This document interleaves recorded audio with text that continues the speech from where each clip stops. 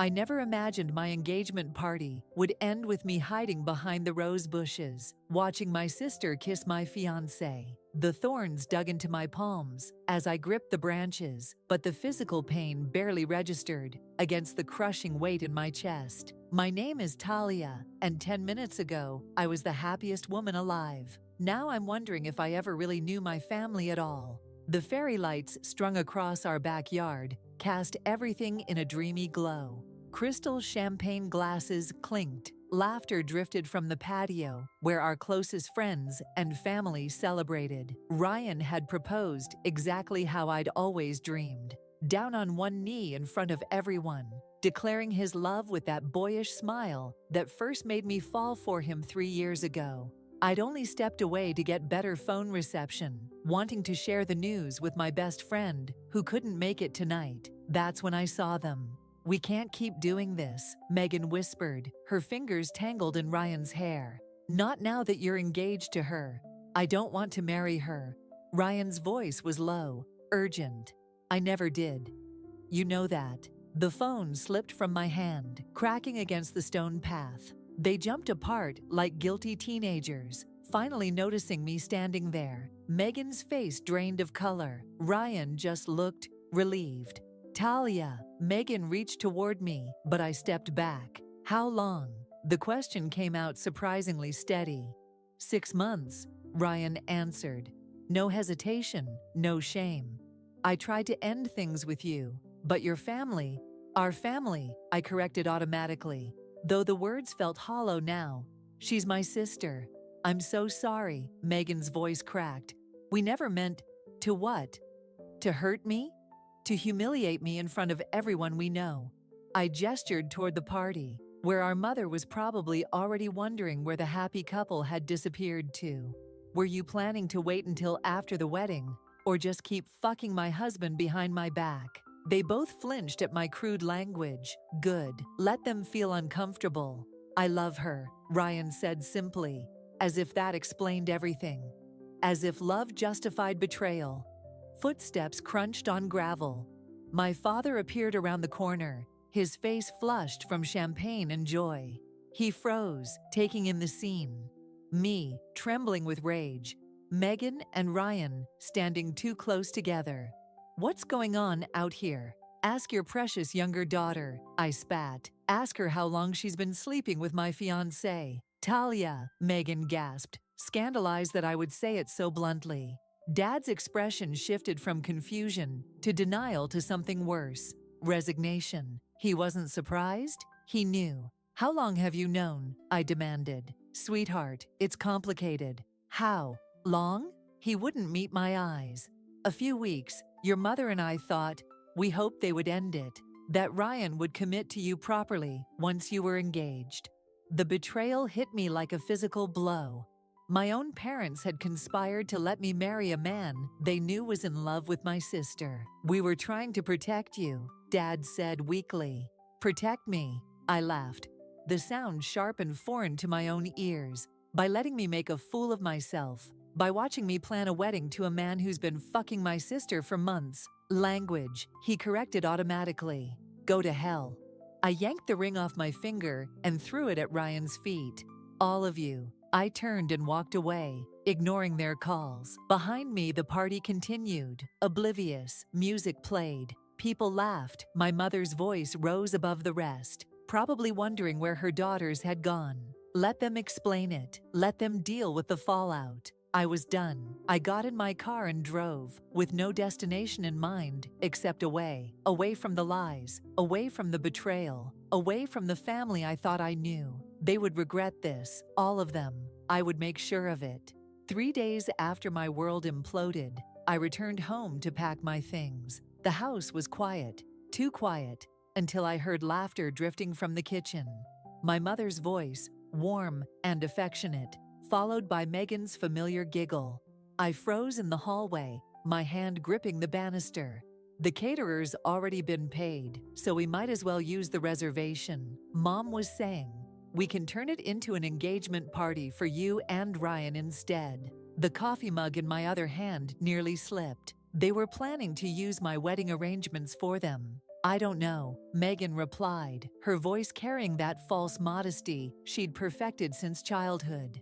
Wouldn't that be inappropriate? Nonsense. No sense letting good plans go to waste. I rounded the corner, making both of them jump. Mom's smile faltered for just a moment before brightening artificially. Sweetheart, we've been trying to reach you. Clearly not trying very hard. I moved to the coffee maker, keeping my back to them. Since you're already planning to repurpose my wedding. Now, Talia, Mom's voice took on that placating tone she used when I was being difficult. We need to be practical about this. The deposits I paid for with my money. Silence filled the kitchen. I turned, facing them both. Megan sat at the counter, wearing one of Ryan's old college sweatshirts. My stomach lurched. You're right, Megan said softly. We shouldn't. Don't. I cut her off. Don't pretend you care about what's right. The back door opened, and Aunt Susan swept in, arms full of grocery bags. She barely glanced at me. Oh good, you're here. We need to discuss the guest list changes. Of course. The whole family was already rallying around the happy couple. There won't be any changes, I said, because there won't be a wedding. Don't be dramatic, Susan sighed. The vendors are all booked. People have made travel arrangements. Then they can watch Megan marry my leftovers somewhere else. That's enough. Mom slammed her hand on the counter. I know you're hurt, but this hostile attitude isn't helping anyone. Ryan and Megan love each other. The sooner you accept that, the sooner what? We can all pretend to be one big happy family again. I laughed bitterly. How long have you all known? How many family dinners did we sit through while everyone played along with the charade? No one answered. Their silence told me everything. Talia, please. Megan stood, reaching for me. We never meant for any of this to happen. It just did. Things just happened. Like you just happened to sleep with my fiancé? Like you just happened to let me plan a wedding while screwing him behind my back? Language, Mom snapped. Oh, I'm sorry. Is my vocabulary making you more uncomfortable than my sister fucking my fiancé? Susan gasped. Megan's eyes filled with tears. Mom looked like she might faint. I think you should leave, Susan said coldly, until you can discuss this rationally. Rationally, I grabbed my engagement photo off the wall and slammed it face down on the counter. The glass cracked. Is this rational enough for you? Or should I smile and congratulate them like a good sister? Your sister is happy, Mom pleaded. Can't that be enough? The words hit me like a physical blow. My happiness had always been secondary to Megan's. I'd just never seen it so clearly before. You're right, I said quietly. Megan's happiness is all that matters. It always has been. I headed for the stairs, their voices following me. Where are you going? To pack. I'm moving out. Don't be ridiculous, Mom called after me. This is your home. I paused on the steps, looking back at them. My mother's worried face, Susan's disapproval, Megan's guilty tears. They were already a united front against me. No, I said. This stopped being my home the moment you chose her happiness over my dignity. Enjoy the wedding. I'm sure it'll be beautiful. I climbed the stairs, their whispered conversations resuming behind me. Let them talk. Let them plan their perfect celebration of betrayal. They thought this was the end, that I would fade away and let them have their happiness. But this was just the beginning. I had nothing left to lose, and that made me dangerous. The email arrived at 3 a.m. from an anonymous account. My finger hovered over delete, but the subject line stopped me. Ryan's business financials, things you should know. Inside was a spreadsheet detailing transactions between Ryan's company and my family's accounts. Large sums moving back and forth, disguised as consulting fees. The dates caught my eye. They started 6 months ago, right when his affair with Megan began. I printed everything, spreading the papers across my apartment floor. The numbers didn't lie. Ryan and Megan had been bleeding my parents dry while playing happy couples. My phone buzzed. Emily, have you seen the wedding invitation? Her voice was tight, controlled. They're using your original date. I gripped the phone harder. Why are you telling me this? Because, she hesitated. There are things you should know about Ryan, about the business. I'm looking at the financials right now. Silence stretched between us. Then, meet me at Carlo's, 1 hour. Emily sat in the furthest booth, shoulders hunched over an untouched coffee. She looked smaller somehow, more fragile than the confident aunt I remembered. Ryan approached me first, she said without preamble. Before Megan, before you. The waitress appeared. I ordered coffee, black. Buying time to process Emily's words. What do you mean, approached you? He needed investors, said he had this brilliant business plan, but the banks wouldn't touch it. Emily's fingers traced the coffee cup's rim. He was very convincing, very attentive. Understanding dawned. You gave him money. Everything from James's life insurance. Her husband's name caught in her throat. He promised to double it within a year. Then he met you, and suddenly, she shrugged, the gesture eloquent in its defeat. And Megan figured out what he was doing, threatened to expose him, unless... Emily's laugh was bitter. Well, you know how that ended. The waitress returned with my coffee. I waited until she left, before asking, does Susan know? Susan's been helping them cover it up. She's been funneling money from the family trust. Money that should have gone to you and Megan equally. My hands shook as I lifted the cup. Why tell me now? Because they're getting bolder. The wedding, the business expansion plans. It's all built on lies. Emily finally met my eyes. And because I saw how they looked at each other at the engagement party. Not like people in love, like conspirators. You could have warned me before. I was afraid. The words burst out. Ryan. He knows things. About James's death. Things that could hurt me. Ice spread through my veins. What things? Emily stood abruptly. I've said too much. Just be careful. They're not what they seem. She hurried out, leaving cash for her untouched coffee. I sat there, mind racing. The financials, Emily's confession, James's suspicious death 2 years ago. Pieces of a puzzle I hadn't known I was solving. My phone buzzed again. A text from Megan. Family dinner tonight. Mom insists you come. Please don't make this harder than it needs to be. I stared at the message, seeing it with new eyes. Every family gathering, every forced reconciliation attempt, they weren't about healing. They were about control. Keeping me close, keeping me quiet. Another text followed. Ryan's announcing the business expansion. It would mean a lot to have you there, of course. They needed to maintain the illusion of family unity. Needed witnesses to their success story. I typed back, wouldn't miss it. They thought they had me figured out. The bitter ex-fiancé, the jealous sister, too emotional to be taken seriously. They never imagined I'd be methodically gathering evidence, building a case that would destroy them both. Emily's warning echoed in my head. Be careful, they're not what they seem. But neither was I. Not anymore. I gathered the financial documents, adding them to my growing file. Tonight, I'd play my role. The wounded sister, trying to make peace. I'd watch them bask in their supposed triumph, knowing what was coming.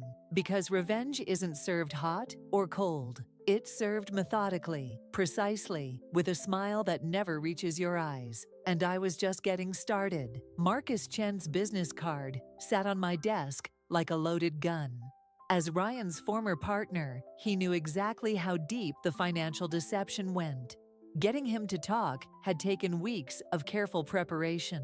But now, they're planning to go public, he said, voice crackling through my phone's speaker. Using your family's money to inflate their numbers. I traced the edge of the financial documents Emily had provided. How much time? 3 months, maybe less. Ryan's already courting major investors. A pause. He's good at making people believe what he wants them to believe. Didn't I know it? Send me everything you have, I said. Bank statements, investor meetings, everything. Already did. Check your encrypted email. Marcus hesitated. Be careful, Talia. Ryan, he gets dangerous when backed into a corner. The warning stayed with me as I drove to my parents' house that evening. Family dinner. another performance in our ongoing charade of reconciliation. Ryan's Tesla sat in the driveway gleaming like a trophy. Through the window, I could see them all gathered in the living room. The perfect family tableau. Megan perched on the arm of Ryan's chair, his hand possessively on her waist. Mom arranging appetizers, while Dad mixed drinks. Aunt Susan holding court from her usual spot. Emily hovering nearby like a shadow. I adjusted my blazer, feeling the USB drive in my pocket. Amazing how something so small could destroy so much. There she is. Mom's forced brightness filled the room. We were just discussing the business expansion. Were you? I accepted a glass of wine, noting how Ryan's eyes tracked my movements. How exciting. We're bringing in new investors, Ryan said smoothly. Going public by year's end. Fascinating. I sipped my wine. Must be expensive, launching something that big. A flicker of tension crossed his face. We've had tremendous support from the family. Of course you have. I smiled at Susan, who shifted uncomfortably. Family's everything, right? Megan touched Ryan's shoulder. A warning gesture he shrugged off. Actually, Talia, I've been meaning to discuss something with you. Your share of the trust fund. Isn't that Susan's department? I interrupted, watching her pale slightly. Since she's been managing all the family finances. The room temperature seemed to drop 10 degrees. Dad's hand froze, mid-pour. I don't know what you're implying, Susan started, but Emily suddenly stood. I need air, she announced, hurrying toward the kitchen. Megan followed, concern etched on her face. Perfect. I waited 30 seconds, then followed. They were in the garden, Emily crying while Megan attempted damage control. He promised, Emily was saying. He said once the business took off. Emily, please. Megan's voice held an edge of panic. Not here. I stepped into view. Not here or not ever. They spun toward me. Megan's face hardened. This is private. Like the money you've been stealing from the trust fund. Or like Ryan's promises to Emily. I moved closer, watching Megan's composure crack. How many women has he played, Megan? How many more will there be? You don't understand. I understand perfectly. You're not special, Megan. You're just the latest mark in his game. I turned to Emily. Show her the letters. Emily, show her what he promised you. Emily's hand went to her pocket, where I knew she kept Ryan's letters. Megan's eyes followed the movement, realization dawning. Emily? Her voice wavered. But before Emily could respond, Ryan appeared in the doorway. His expression told me he'd heard everything. Inside, he commanded, all of you. Why? I challenged, afraid of what else might come out. He moved with surprising speed, grabbing my arm. I said inside. I yanked free, stumbling back. My wine glass shattered on the patio stones, red spreading like blood. Touch me again, I said quietly, and I'll send copies of your financial records to every investor you've courted. The threat hung in the air between us. Behind him, I could see the others gathering at the window, drawn by the commotion. Ryan's smile was cold. You're bluffing. I pulled out my phone, showing him Marcus Chen's contact information. Watched the color drain from his face. Try me. He stepped back, mask slipping for just a moment. In that instant, I saw what Marcus had warned me about. The dangerous man beneath the charming exterior. This isn't over, he said softly. No, I agreed. It's just beginning. I left them there in the gathering darkness, my heart pounding but my steps steady. The game had changed. Now they knew I had weapons of my own, and I was ready to use them. The anonymous tip came through my work email, screenshots of Ryan's company's internal communications. Their biggest investor was pulling out. Stock prices would plummet the moment the news broke.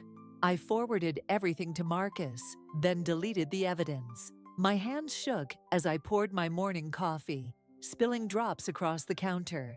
This was it, the first domino falling. My phone buzzed. Megan.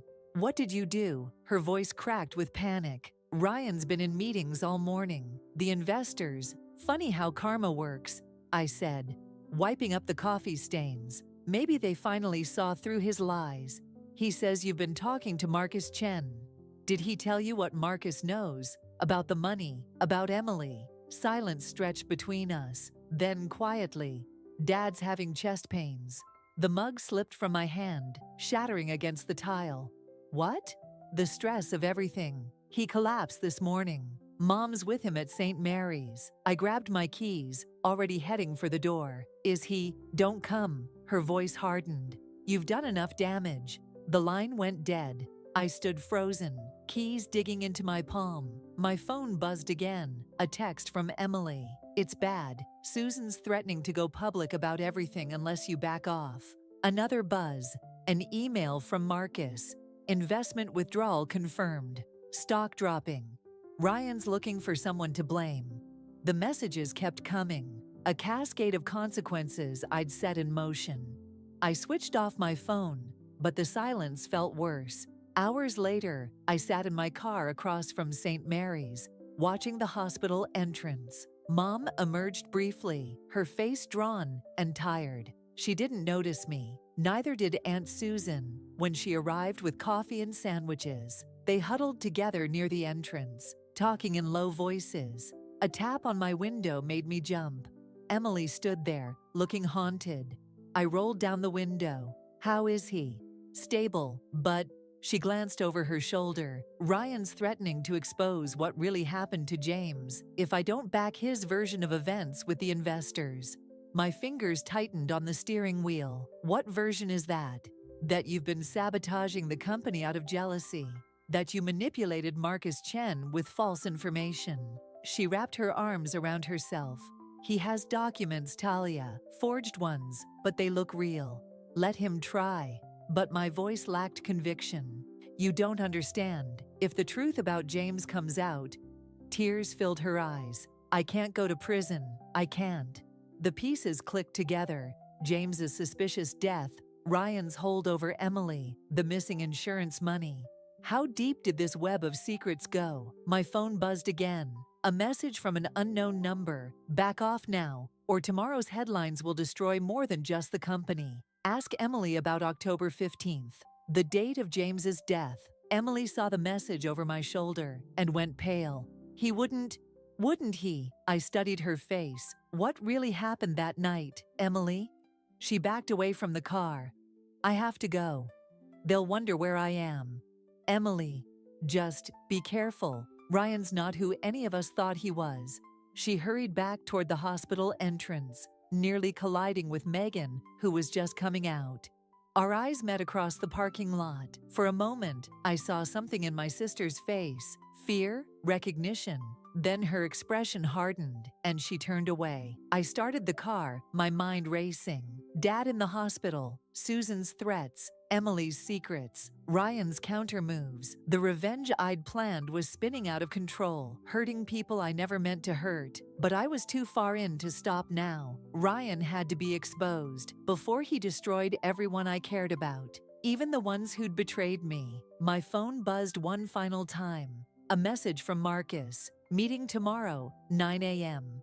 Bringing proof of everything. This ends now. I pulled away from the hospital, leaving my family to their vigil. Tomorrow would change everything, for better or worse. The question was, how many more casualties would there be before this war was over? And could I live with being the one who started it? Marcus never showed up for our meeting. Instead, I found Ryan waiting in the coffee shop, wearing the same smug smile from our engagement party. Looking for someone? He slid Marcus's phone across the table. He had a change of heart. My coffee turned to acid in my stomach. What did you do? Nothing compared to what you've done. He leaned forward. Did you really think I wouldn't figure it out? The leaked documents, the investors, Emily. Where is she? Safe, for now. His smile never wavered. Unlike James was. The pieces clicked together with sickening clarity. You knew about James's death. I knew everything, Talia. Every secret, every lie, every desperate move Emily made to cover up her mistake. He checked his watch. Speaking of mistakes, the SEC should be receiving some very interesting documents about your involvement in market manipulation right about now. My hands went cold. You're bluffing. Am I? He pulled out his phone, showing me an email thread. Your fingerprints are all over the fake documents Marcus sent to our investors. Of course, he'll deny any involvement now. Amazing what people will do when their families are threatened. The coffee shop walls seem to close in. Our father is in the hospital because of you. No, he's there because his daughter couldn't let go of a man who never wanted her. His voice dropped lower. Did you ever wonder why I chose you first? The responsible one, the trusted one, the perfect cover while I built my empire using your family's money. Movement caught my eye. Through the window, I saw Megan getting out of her car, Aunt Susan beside her. They'd planned this ambush. Face it, Talia, you've lost. Ryan stood. The SEC investigation will destroy your career. Emily's confession about James will devastate your family. And Megan, he smiled that boyish smile I'd once loved. Megan will always choose me. They entered the coffee shop as I sat there paralyzed. Megan's eyes were red, but her voice was steady. The police are questioning Emily now, she said. About James, about everything. She's lying, I managed. Whatever she's saying. We found your notes, Susan cut in. The ones detailing Ryan's finances, your plans for revenge. The investigators are very interested in how you obtained confidential company information. My chest tightened. The notes were in my apartment. They'd been in my apartment. How did you? Mom let us in, Megan said softly. She wanted to talk to you, try one last time to fix things. Instead, she found proof that you've been trying to destroy us. I was trying to expose the truth. The truth, Ryan laughed. The truth is, you're going to prison for securities fraud. Emily's facing charges for James's death, and your family. He gestured to Megan and Susan. They'll finally see you for what you really are. A monster, Megan whispered. Just like you said I was. I stood so quickly, my chair toppled backward. Other customers turned to stare. Everything I did because of what you took from me. We didn't take anything, Ryan said. You gave it away. Your family, your career, your freedom, all sacrificed for revenge. He checked his watch again. The SEC agents should be at your office by now. I'd run, but, well, that would just make things worse, wouldn't it? My phone buzzed. A news alert. The company's stock had plummeted. Another buzz, my boss, demanding I come in immediately. A third, Emily, a single text. I'm sorry, they gave me no choice. Why? I asked Megan. Why help him destroy me? She met my eyes, and for a moment, I saw something there. Regret? Fear? Then it was gone. Because he was right about you, she said. You'd burn everything down just to hurt us, and I couldn't let that happen. They left me there, surrounded by curious onlookers and buzzing phones. Through the window, I watched them drive away. Ryan and Megan in one car, Susan in another. A perfect retreat, perfectly orchestrated. I had thought I was the one setting the trap. Instead, I'd walked right into theirs. My phone buzzed one final time. A message from an unknown number. Check the evening news. Your revenge story is about to become public. Better run while you can. But there was nowhere left to run. And no one left to run to. I'd wanted revenge. Instead, I'd given Ryan exactly what he needed to destroy me. And the worst part, I finally understood why he'd chosen me in the first place. Because I was the only one who could destroy myself so completely. The hospital corridor stretched empty before me, my footsteps echoing against sterile walls. Dad's room number glowed at the end, 342. Through the window, I could see him sleeping, monitors beeping steadily. Mom sat beside his bed, her back to the door. She didn't turn when I entered. I wondered when you'd come, she said quietly. Is he stable? She finally looked at me, her eyes red-rimmed. The SEC investigators were here earlier. They had questions about the family trust. Of course they did. Ryan's final trap, sprung perfectly. Did you tell them? Everything. She stood, smoothing her skirt with trembling hands. About Susan's embezzlement, about James's death, about how you discovered it all. My heart stopped. What? Emily confessed. Mom's voice cracked. Not to the police, to me. About Ryan's manipulation, about James, everything. Movement in the doorway made us both turn. Emily stood there, pale but composed. Show her, she said to Mom. Mom pulled an envelope from her purse. Familiar cream-colored stationery, Ryan's personal letterhead. Read it, Emily urged, before they get here. My hands shook as I unfolded the letter. Ryan's precise handwriting filled the page. Detailed instructions to Susan about moving money, dates matching James's death, Emily's subsequent investment, a paper trail he'd been too arrogant to destroy. He kept copies, Emily said. Insurance, he called it, against all of us. Footsteps approached, multiple sets, purposeful. Through the window, I saw Megan and Ryan striding down the corridor, Susan hurrying behind them. Whatever happens next, Mom whispered, remember who you're really fighting for. They burst in, Ryan first, then Megan, their faces flushed with triumph. The SEC is, Ryan stopped short, seeing the letter in my hands. His mask slipped for just a moment. Looking for this, I held up the paper, or the copies I just emailed to them. You're bluffing. But uncertainty crept into his voice. Like you bluffed Emily. Like you bluffed James before his accident? Megan stepped forward. What is she talking about? Show her, I said to Emily. Show her the rest of his letters. Emily pulled out her phone, hands steady now. He promised to love me first. Then he used James's death to control me. Then he moved on to Megan. That's not, Ryan started, but Megan cut him off. The business expansion, she said slowly. The missing money. It wasn't Talia sabotaging us, was it? Of course it was. Ryan grabbed her arm. She's trying to turn you against me. No. Susan's quiet voice made us all turn. I did it. I took the money. Because you threatened to expose my involvement in James's death if I didn't help you destroy Talia. The monitors beeped steadily. Dad stirred, but didn't wake. It's over, Ryan, I said. The SEC has everything. The real documents, not your forged ones. Emily's testimony, Susan's confession. They'll never believe you. But his eyes darted between us, calculating odds, searching for escape routes. They already do. Mom stood. Because I've been gathering evidence since the day you proposed to my daughter. I just needed you to show your hand first. Ryan lunged for the letter. I stepped back, but Megan moved faster, grabbing his arm, spinning him around. You killed James? Her voice shook. You used me to cover it up. I did it for us. There is no us. She released him like he was poison. There never was. Security appeared in the doorway, summoned by Mom's silent alarm.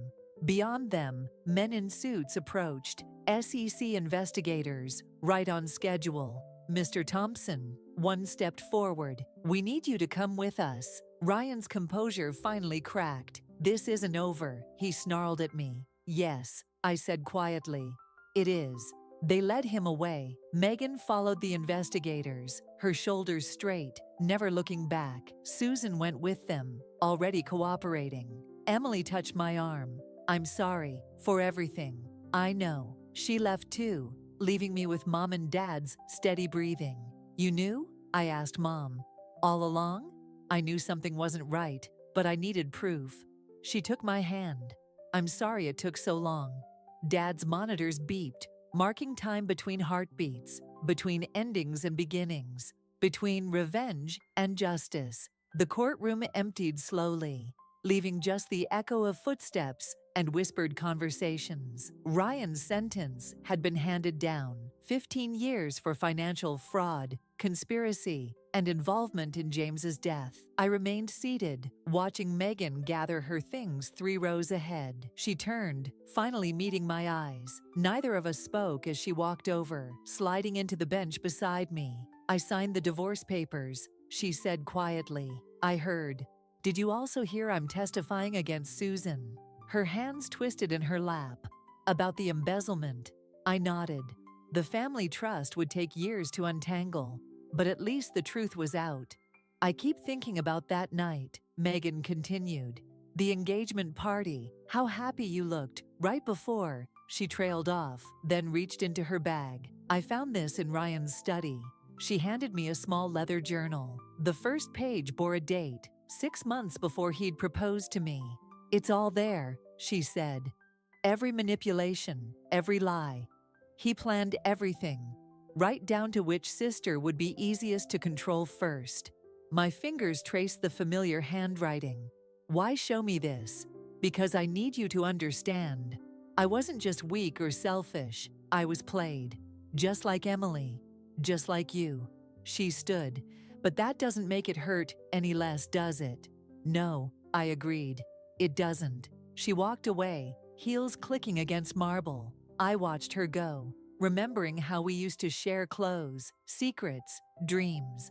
Now we shared only wreckage. The drive home took me past our old house.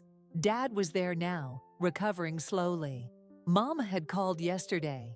They were selling the place. Too many memories. I almost missed the figure sitting on my apartment steps, Emily, clutching a manila envelope. "The police found more letters," she said as I approached. "From Ryan to James. Before," she swallowed hard. "I'm turning myself in tomorrow, for my part in covering up what happened." "How long? With a plea deal? 2 years, maybe less." She held out the envelope. "But first, there's something you should know about Mom." Inside was a series of emails spanning years. Mom tracking Ryan's business dealings, gathering evidence, protecting her daughters in the only way she knew how, silently, patiently, until the moment was right. "She knew we'd destroy ourselves trying to fight him directly," Emily explained. "So she built a case instead, waited until he revealed his true nature, while we tore each other apart. While we learned the truth about ourselves." Emily stood. "Revenge changes people, Talia. The question is, what do we become after it's over?" I had no answer, not yet. That night, I sat on my balcony with Ryan's journal, and Mom's emails spread before me. The city lights blurred as I read. Years of calculated manipulation, alongside years of quiet resistance. A chess game where we'd all been pawns, even the ones who thought they were players. My phone lit up with a text from Megan. "Dad's asking for you." Then another from Mom. "When you're ready, we'll be here." And finally, one from an unknown number. A photo of Ryan in prison orange. His mask of charm replaced by cold fury. Below it, a message from Marcus Chen. "Some people never change, but some do." I gathered the papers, watching the wind catch a loose page from Ryan's journal. It spiraled down into the darkness, taking his poisonous words with it. Tomorrow, I would visit Dad, maybe talk to Megan about the trust, begin the slow work of rebuilding what could be saved. But tonight, I let myself feel everything. The grief, the anger, the hollow victory of revenge.